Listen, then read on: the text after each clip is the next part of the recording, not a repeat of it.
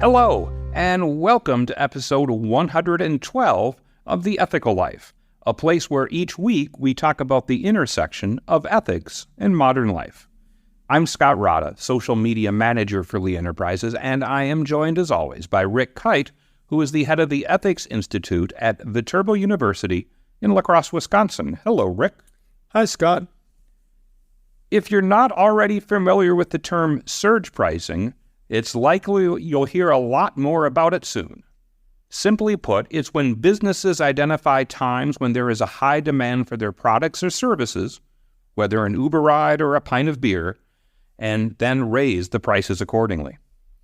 Anyone who has taken an introductory economics course learns that when supply of something is low and the demand is high, prices will go up. What's new, however, is that technology lets those changes happen quickly and with little warning to those affected. Rick, do you think there are any ethical pitfalls around this new way of doing business? It seems like there are, and I did some Google searches just to see what people were saying about the ethics of the surge pricing, or some people are calling it dynamic pricing. Yeah. And mostly what I came across were people talking about like, this just feels wrong, and then trying to figure out like why it's wrong, but not really sure why it's wrong. So there is something that just doesn't seem fair. It doesn't seem right about like you go at one time and say an Uber ride is $30, and then you go, like a day later and it's $60 to get to the same destination. And it looks like, well, they're taking advantage of us, or, they're doing something. Of course, airlines have been doing this for years, right? Yeah, Christmas time, I'm sure, is oftentimes busier than flying at other times of the year. Yep. And so the difference now is that AI is making it easy for these algorithms to be applied to just about everything. So Amazon is changing its prices pretty much, as far as I understand, every second. It's always making these changes. And you have a lot of other businesses then starting, to follow suit. Of course, bigger, companies with more resources are doing this much more than little mom and pop operations, because they have access to this software that can do this. Yeah, I mean, I guess that's maybe, in a lot of cases, that is true. Certainly, we talk about, some of the largest companies in our country. But then I was thinking about, like, small restaurants. And I was thinking, we kind of make fun of the early bird specials where, like, the 70-year-olds show up for dinner at 4:30. But why are they doing that? Because not a lot of people are showing up between 4 and 4:30, and maybe not until 5 or 5:30. And that's been going on for a long time. And I guess it's different maybe when you're reducing the price. I think psychologically you feel like you're getting a deal. You don't say, oh, well, the price is $5 for a sandwich, but, when the clock strikes 5:30, it suddenly becomes $7.50. Right. I mean, well, happy hour at bars. Yeah, that's true. Pretty much a universal practice. And usually more than an hour. Yeah. And in fact, it could be like a considerable portion. So like they're saying they're reducing the price, say from whatever, like 3 to 5 or something. But actually, why aren't we saying, well, they're increasing the price after 5 o'clock? Yeah. And so in a way that we've been doing dynamic pricing, surge pricing for a long time. But I think what is, and this was in the news recently, was a couple weeks ago, New York had that big weather event where there was some street flooding. A lot of the subways were closed. It was a pretty bad day. And Uber and Lyft both got a lot of controversy for surging prices during that storm because demand was way up, because obviously so many people rely on subways to get around. The critics were saying that was these large companies taking advantage of a bad situation. I mean, I think some of the arguments in the other direction were, yeah, but these drivers are dealing with kind of difficult situations, going through bad weather. Street flooding is obviously affecting them too. And I think some of this money was going directly to them. I understand why in an event like that, Uber and Lyft would get a lot of criticism. That huge spike in prices during that big weather event, this is just a result of their regular pricing model that's always based on demand. And when there's higher demand for cars, one of the things that happens is by raising the prices, they're raising the compensation to drivers, which is encouraging more drivers to then go out. Yeah, who are sitting home and say, I can make a few bucks. And this is often, I think, especially around like events, like big concerts, sporting events, et cetera, where drivers know they can get out there and make a fair amount of money on a busy night. However, so put it this way, if you are a driver and you've got this huge, record rainstorm and the streets are flooded, this is going to be really difficult and it's going to be risky for your car. You have the chance of getting stalled in an intersection and damaging your car. Right. Why don't you just stay home and say, okay, I'm not going out in this, which is, I'm sure a lot of drivers did that. Mm-hmm. Okay.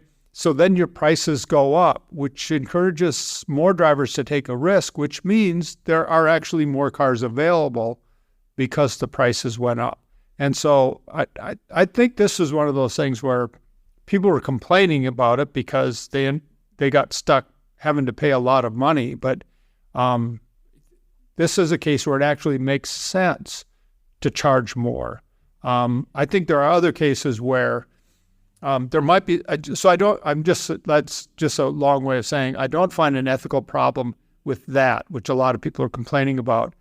I do think there are potential ethical issues with a lack of transparency. We do not know what goes into the algorithms for many of these companies, and so we don't know. All we see is the price we're being charged.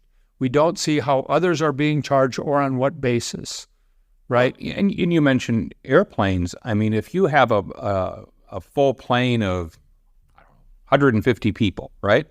I bet you those 150 people paid at least 75 different prices who were sitting on that airplane. But we've sort of like all become accustomed to that weirdly. And I guess maybe the airline business does not always rank highly on people's list of ethical and responsible companies. Maybe that's part of the reason. There's probably lots of other reasons too. And the airline industry is already highly regulated, so we have some agencies that are really paying attention to this. I think another possible concern with surge pricing is that companies might be engaging in price fixing, or what we used to call collusion, right? Mm-hmm. I guess we still do call it collusion, but in the old-fashioned sense, it's like you and your competitors who are competing in a market for providing some kind of service, you get together and say, we're all going to raise our prices the same amount on these days, right? Well, because of the lack of transparency with these algorithms, you don't really know if that's happening because you won't have a record of people aren't getting together to talk, right?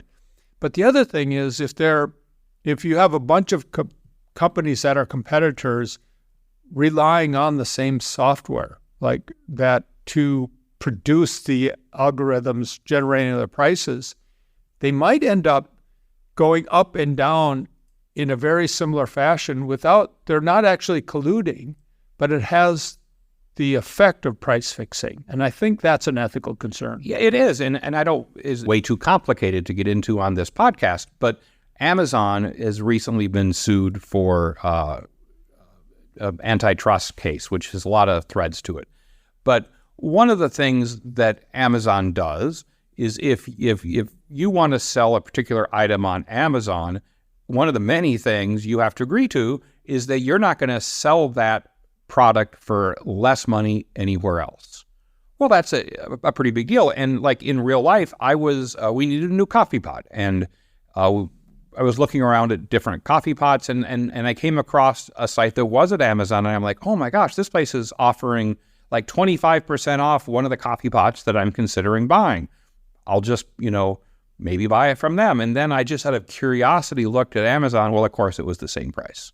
And then I checked, I think it was Home Depot and all the major retailers it was like to the penny, the same price. So I don't think, is that colluding? I mean, it's not like they're getting together and saying, okay, we're going to sell Scott a coffee maker and we're all going to charge him $50 for that same coffee maker. That's not quite what's happening. But what is happening is that everybody's watching what Amazon charges, and then they'll just simply match that. And they know they can't go lower due to agreements that these vendors may have. So it really does give consumers a lot less of a pricing power.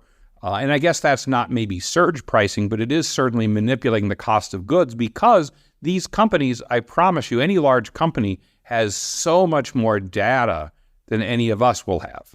I don't find the ethical problem so much with the surge price, like moving prices up or down based on demand, right? I don't see an ethical problem with that nearly as much as what do we do about these really complex algorithms that are having effects on the market that we did not anticipate.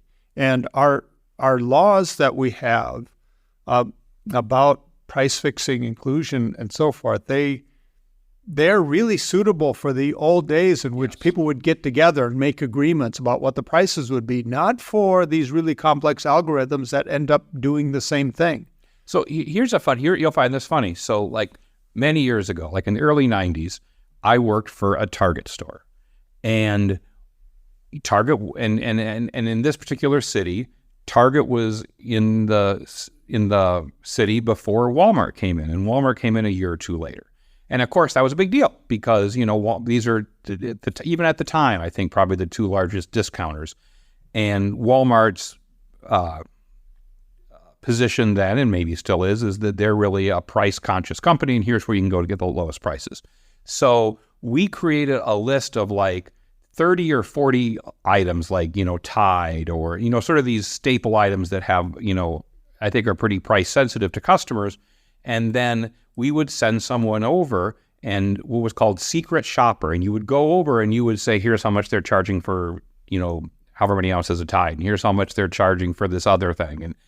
And I was occasionally one of the persons who got sent over there, but you had to be careful, because if they saw you, and you would be kicked out of the store. And I was actually kicked out of the store once because they saw me competitive shopping or secret shopping. Were you writing down prices in a notebook? Yeah, exactly right. Exactly right. And now I had thought about this for probably a decade until you brought that up. But now that just seems laughable, because, now you can go on your phone or you can go anywhere and find out the price, especially now during COVID, where they're encouraging people to order and then do curbside pickup, which is still a thing for many folks today. So in some ways, it's great that there's so much more transparency for the consumer about prices. You don't have to wander into Walmart to find out how much Tide is. You can check on their website.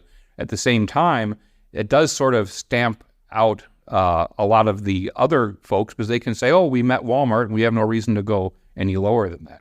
Yeah. And if we do, then it just becomes a cascading race to the bottom of prices. Yeah, that's interesting. So I find, and I don't find really anything wrong with companies doing that, like sending somebody over to see what our competitors are charging and say we're gonna lower them to match our competitors' price, because actually, as a consumer, that's what you want, right? So you want somebody to come in and offer something cheaper and then make it and lower the price on those products. That's fantastic.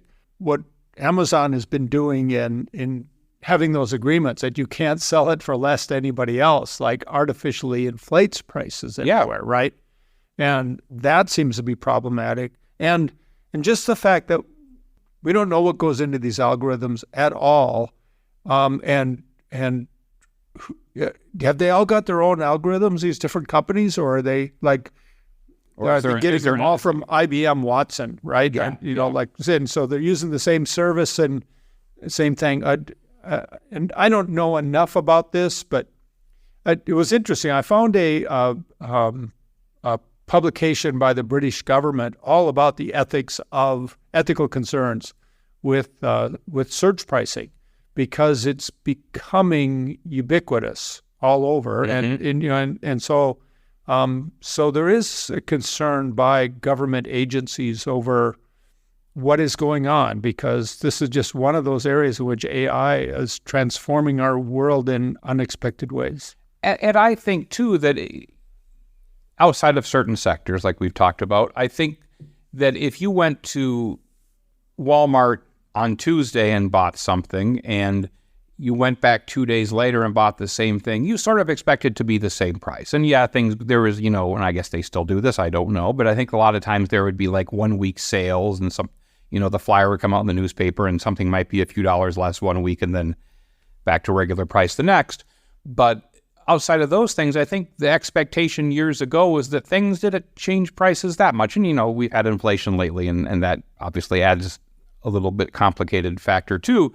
But now with, I bought something online several months ago, and I went back, I needed more of this particular item, and I went and bought it, and it was like, I don't remember, it was like 50 cents higher or lower, or again, I don't remember the details, but it was different. And I don't think much of it, because I figured, well, these prices, like you said, change sort of all the time.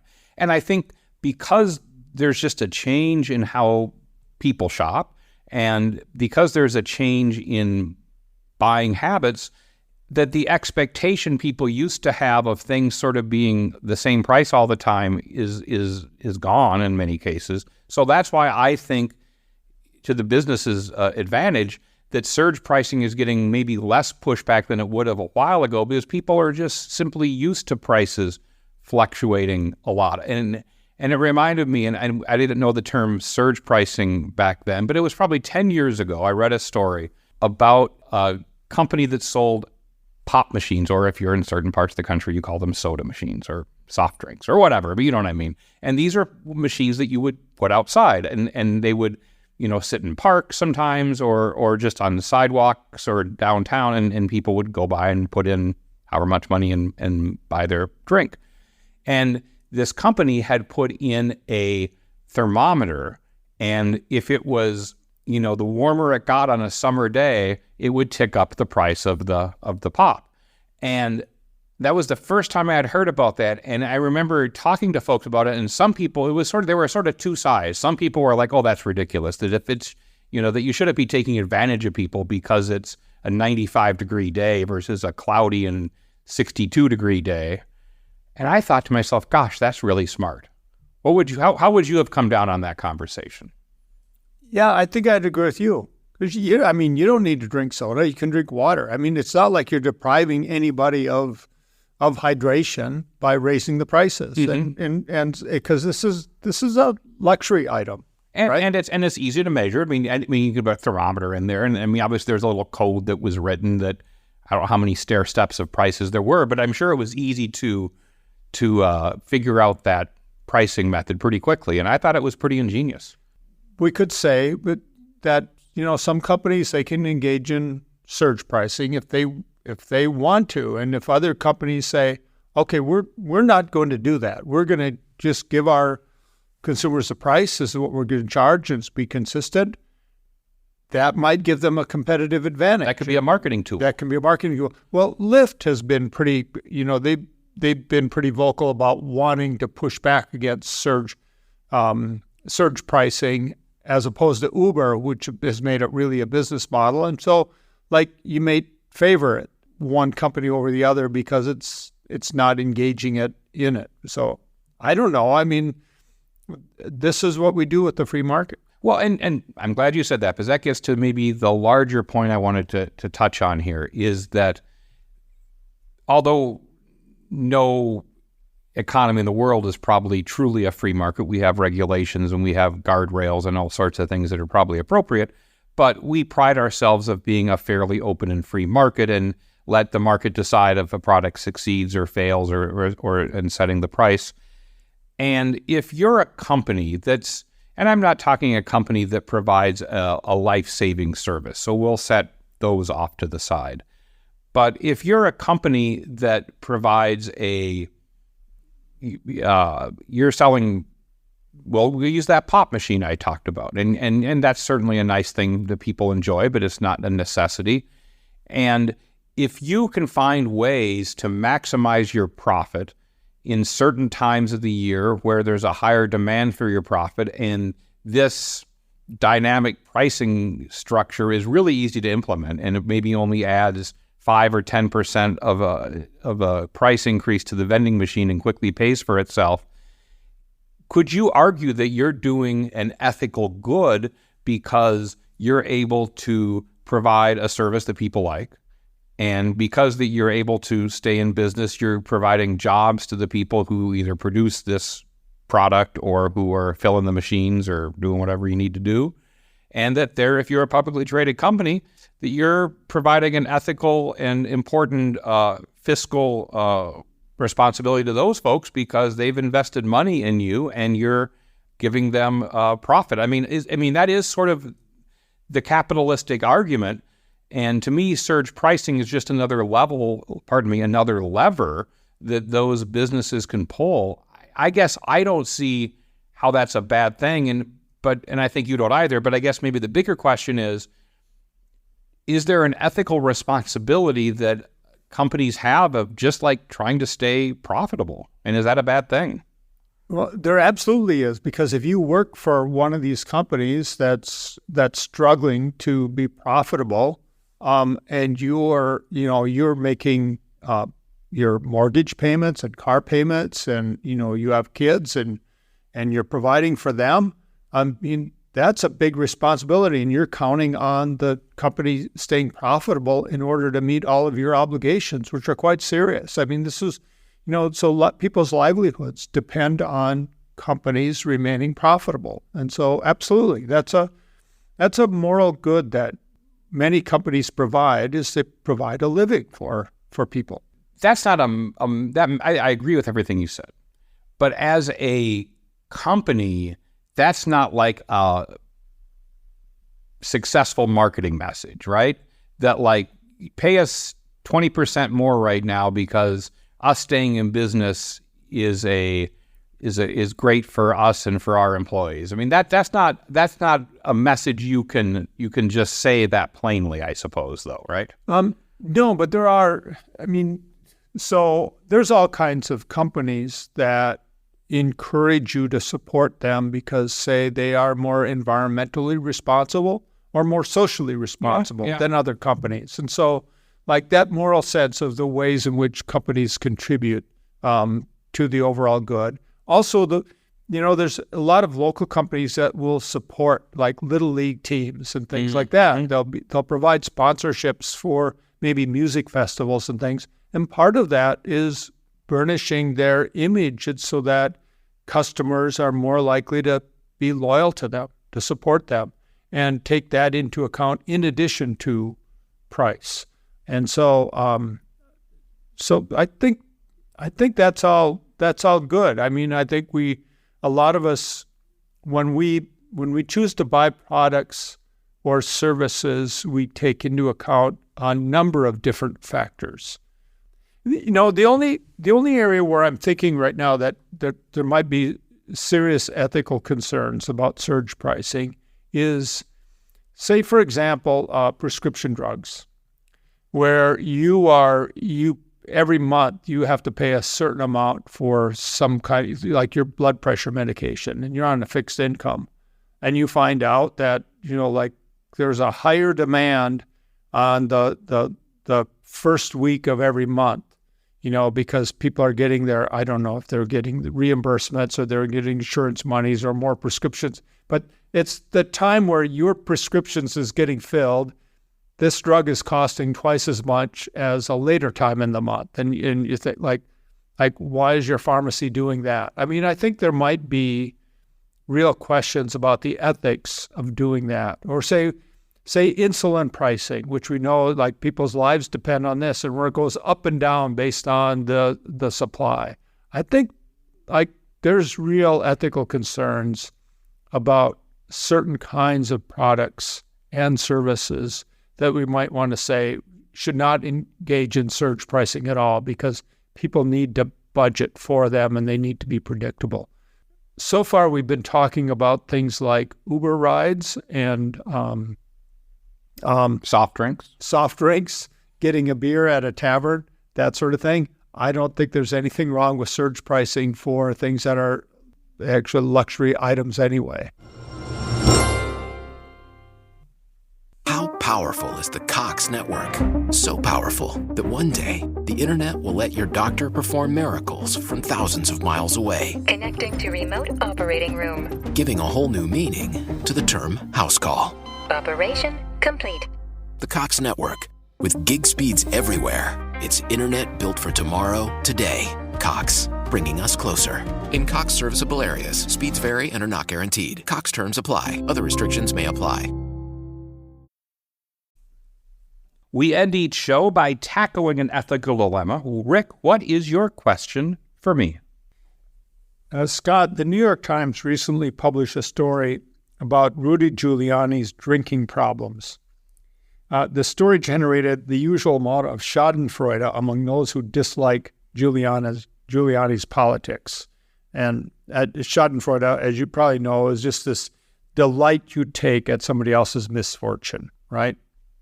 And I'm just wondering, is that okay? Is it okay to take delight, even if it's just a private delight, in another person's misfortune, especially if you dislike them, say, because of their politics or because of their views on things, or you just don't think they're a very good person anyway?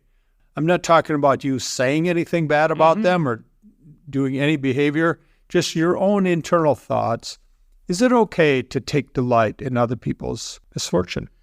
You bring up a really interesting example in this case, because to me, if someone who I dislike, I learn has been, who I always thought was doing things that were beyond unethical, maybe committing fraud or doing other things that were truly illegal, and then that person gets caught and prosecuted, then I think it is okay, because you're like, yeah, I never liked that guy, and now he's facing some serious charges, and that just sort of shows, that sort of vindicates what I used to think about this person. So in that case, I have less of a problem with it.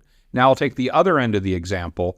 If there's someone I don't like, and for the reasons you outline, and that person gets a terrible cancer diagnosis that they have no control over at all, well, I don't think at all it's good to say, well, thank goodness that so-and-so is going to die of brain cancer because, he had it coming. I think that's a terrible thing to say. Now, the example you pick in this case is Rudy Giuliani and his, abuse of alcohol.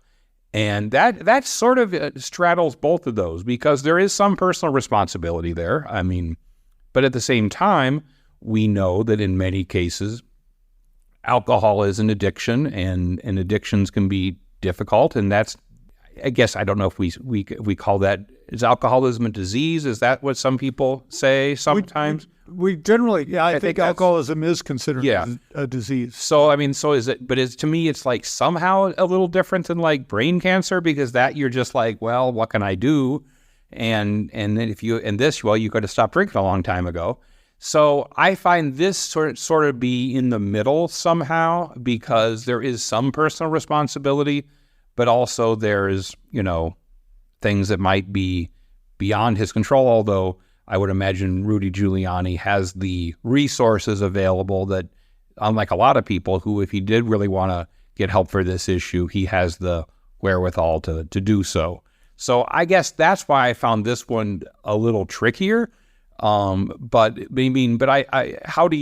your reaction to sort of those other two buckets where somebody's done, their behavior has led to something that's gotten them in trouble versus something that's an awful thing that they had no control over at all? Well, I think the first case you were talking about is you're feeling like, well, somebody's getting their just desserts. Yeah. Right. Yeah. Like they're getting... That's directly related to their behavior. To their behavior. So it's not like they were doing bad things and got killed in a car crash unrelated. Right. Yeah. And so I think it's not so much feeling delight at their misfortune. What you're feeling is you're glad that they got caught, right? Yeah, and they're getting punishment for something bad that they did. And yes, and I would say I also would take some sort of like, well, I guess I was always right that this person was not trustworthy or was doing bad stuff because, well, it seems like that's true.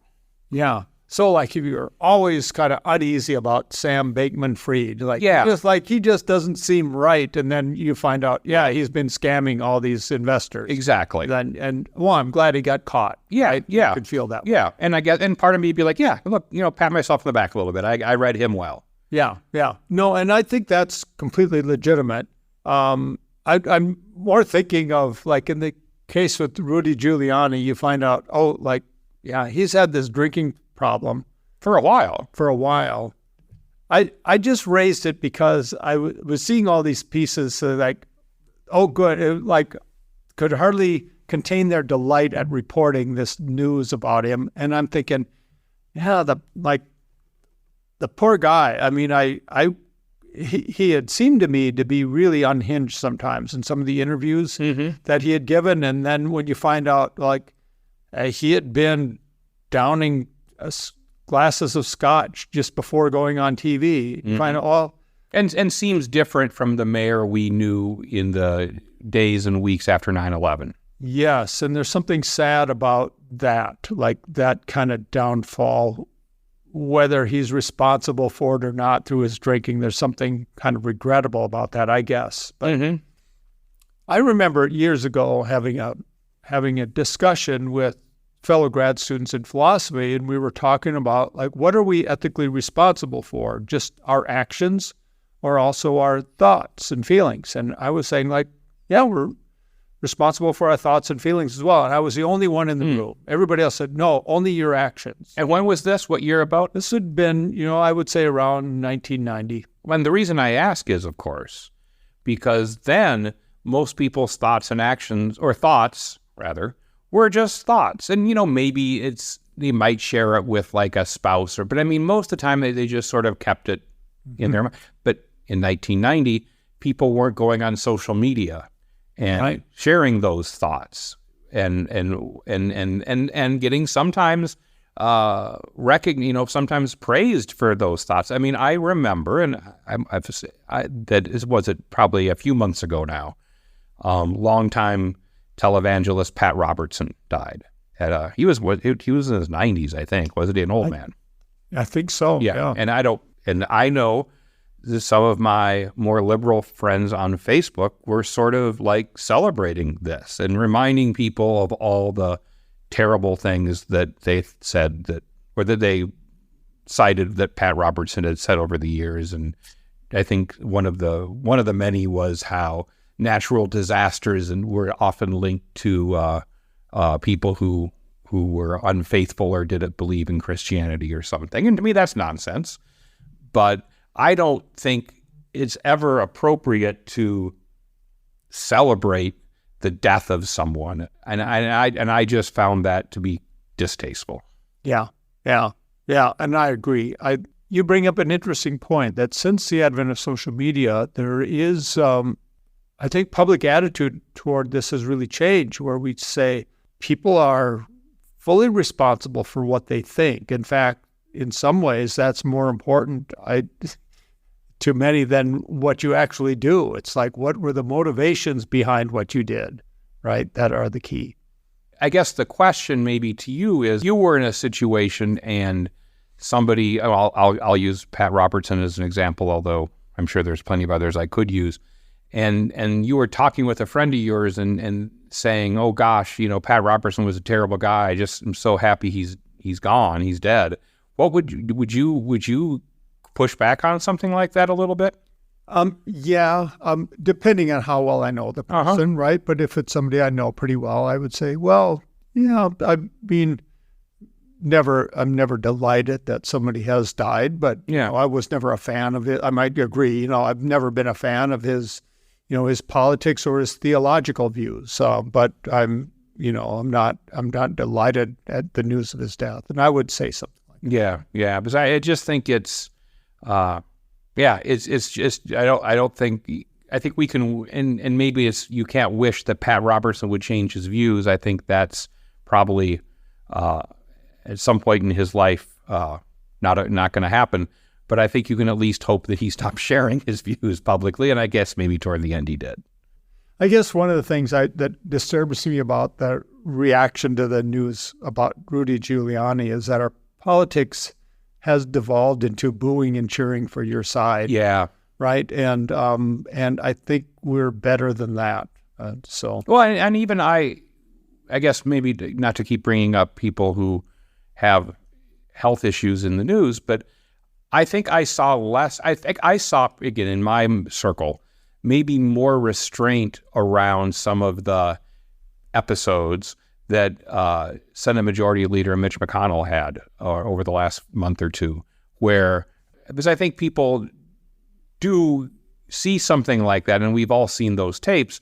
And yeah, Mitch McConnell may be a guy whose politics you disagree with, but yet at the same time, I think it's also easy to think, well, that could be my father or that could be my grandfather in that situation. And seeing that in a situation that he clearly has no control over at all, I think does make it a little different somehow.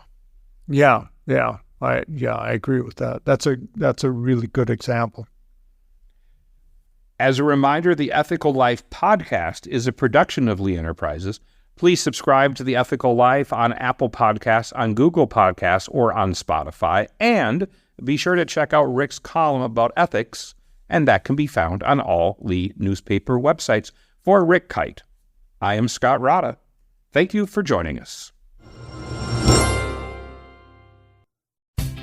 Let Safeway help you unleash your glow with your favorite personal care products. Right now at Safeway, get great deals on all your favorite personal care products, like Head & Shoulders Base Shampoo, Crest 3D Whitening Toothpaste, Listerine Antiseptic Mouthwash, Sensodyne Sensitivity Fresh Toothpaste, Degree Women Antiperspirant Deodorant, or Soft Soap Liquid Hand Soap.